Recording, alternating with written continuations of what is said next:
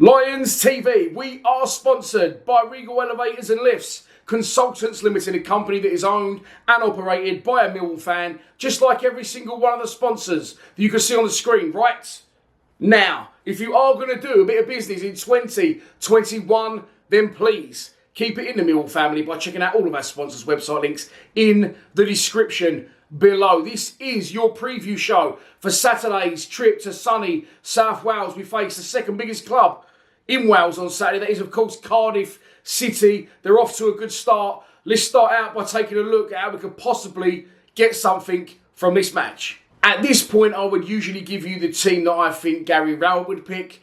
Today, just because I can, I'm going to go with a team that I would pick to face Cardiff on Saturday, because I think it's pretty obvious which side Rowett would pick, or the same sorts of players, and I think it needs a change. So this is the team that I would go with personally on Saturday.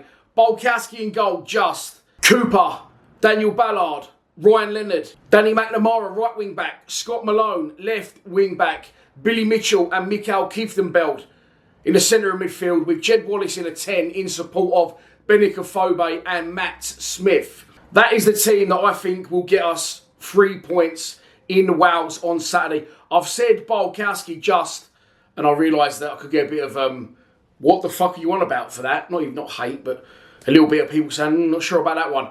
2 goals down to Bart on Saturday. I don't want to start on a goalkeeper, as I have done down the years, because Bart's been brilliant for us. Back-to-back player of the season. He doesn't look comfortable to me. Something's not right to me. I've seen him let goals in pre-season, at Calmont Road against Fulham, away against Gillingham. The one against QPR is a long way out, although it's not his fault. And in both goals the other night, I just feel he could need a rest. I feel age is starting to creep in, if I'm honest. And Long looks, half decent keeper. What I've seen of him, can play as well with both feet, strikes the ball nice. I realise that's not the be-all and end-all for a goalkeeper, but I don't know. I feel something's not right for Bart, and not just because I don't think he's been playing particularly well.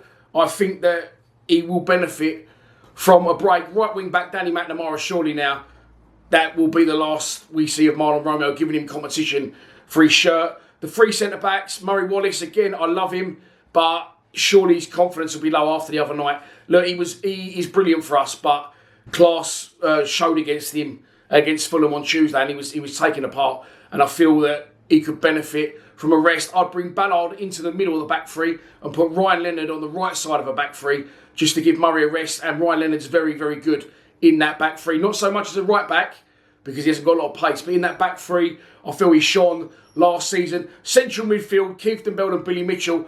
Kieftenbeld's been doing well in all games, despite our results or performances, and we need Billy Mitchell in there with him. Similar type of player, but can play more than Kieftenbeld can as well. Full of energy. He's not going to let anything drop. He's going to be in people's faces constantly.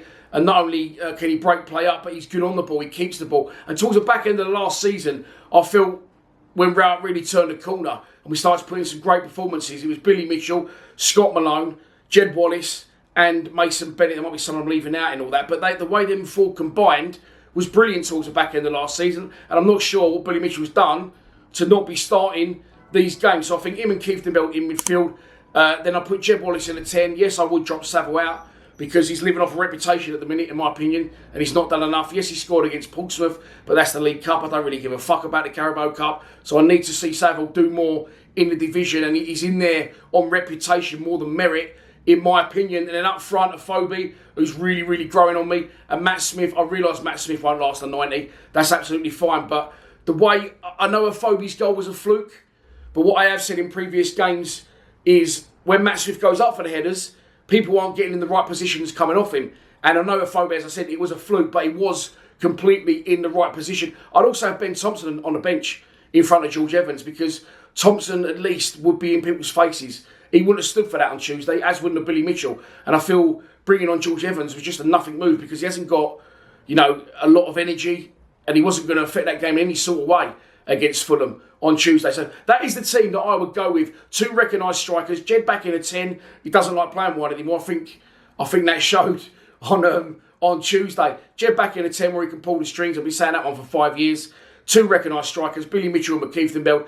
and Leonard at the back, I think it's a very, very strong side going to South Wales. So let's move on to the opposition. It is, of course, the aforementioned Cardiff City boy, managed by big Mick McCarthy, an incredible stint in management, was recently abroad. Now he's back, well, I say on home soil, he's back on Welsh soil. Of course, it started for Big Mick a very long time ago at the Den. He started a player revolt, allegedly, against Bruce Riel, 91, 92-ish. My mind's blank today, very, very tired. And Mick McCarthy's been in management ever since. And they're off to a decent start this season. They're currently sitting 5th in the table, unbeaten. Last time out, they drew 2-2 on the road against Peterborough, coming from 2-0 down. 2 late goals from centre-half Aidan Flint. Pulled them back in and sees them going into Saturday at the Cardiff City Stadium, unbeaten. The one to watch for Cardiff is going to be, and this again is levels. I still haven't made my mind up about Tuesday, but as I said, I'm on the fence. It's a little bit of both, and you have to take into consideration some of our players went on holiday to Europe, and some of Cardiff's players played at the Euros. The one to watch is Kelliher. I think they're easing him back in. He's been coming off the bench, which of course sits him in perfect stead to start against us on Saturday and score. So this is your pre-match prediction. And here we go. I don't think he's going to score. If you watch my Monday Club video, yesterday's video, I don't know what it was. It was a post-match. That's what it was. Sorry, banging headaches there, as I've said. Yeah, if you watch yesterday's video, you will know that I've already said we're going to win this game by 1-0.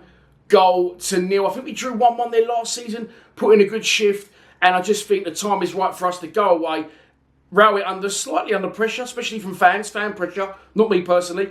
And I think we're going to win the game by 1-0. The 3 at the back works away from us. Away from home works well. We've got a lot of good results last season away from home. And it sort of flipped on his head with Rowett. Under Harris, the Den was our fortress. We struggled away. Now we seem a lot more comfortable playing away from home than we do at home. So I'm going for a 1-0 win for the Lions with, you guessed it, Jed Wallace to get the goal. So that's your lot for this preview show. I hope you have enjoyed it. All that's left for me to say is I will see you in sunny South Wales on Saturday. If you're going, please subscribe to Lions TV. Come on, you Lions!